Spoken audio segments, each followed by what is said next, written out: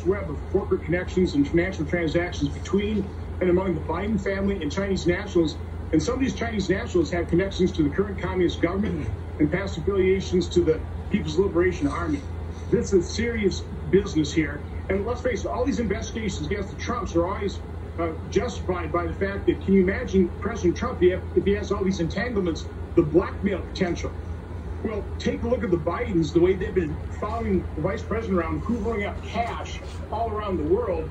I would think that represents pretty strong potential conflict of interest, extortion, counterintelligence risks that we simply can't ignore.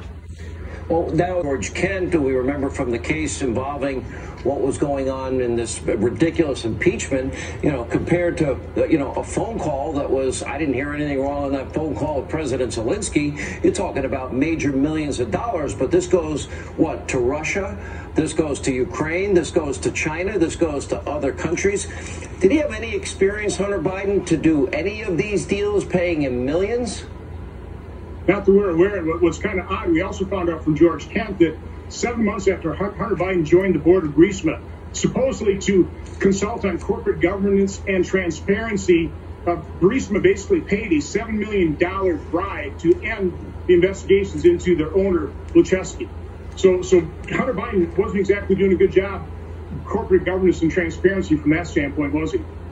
And they tried to warn numerous times about the compromised position. Apparently, John Kerry had knowledge of Hunter's role in the Burisma board, for example, but said flatly, I had no knowledge, when in fact he did have knowledge. Other people knew it as well. There were numerous attempts to warn the administration. Pretty much everybody seemed to know it was problematic. Is that true, Senator? Well, there were certainly a lot of memos going around the State Department. Everybody knew how bad a conflict of interest this was and how it was going to frustrate their attempts to really carry out America's policy to help rid Ukraine of corruption.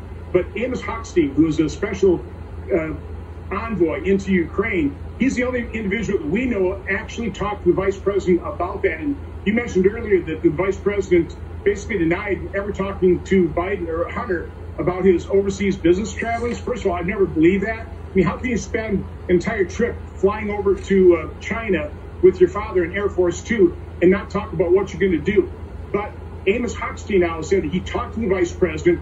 The vice president then apparently talked to Hunter, who set up a meeting with Amos Hochstein to talk about this conflict of interest. So I think we've caught the vice president in, I hate to say it, a lie.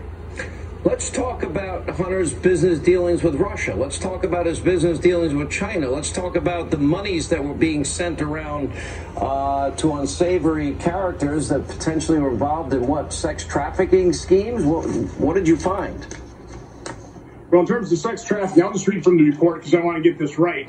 Hunter Biden paid non-resident women who are nationals of Russia or other Eastern European countries who appear to be linked to a, quote, Eastern European prostitution or human trafficking ring.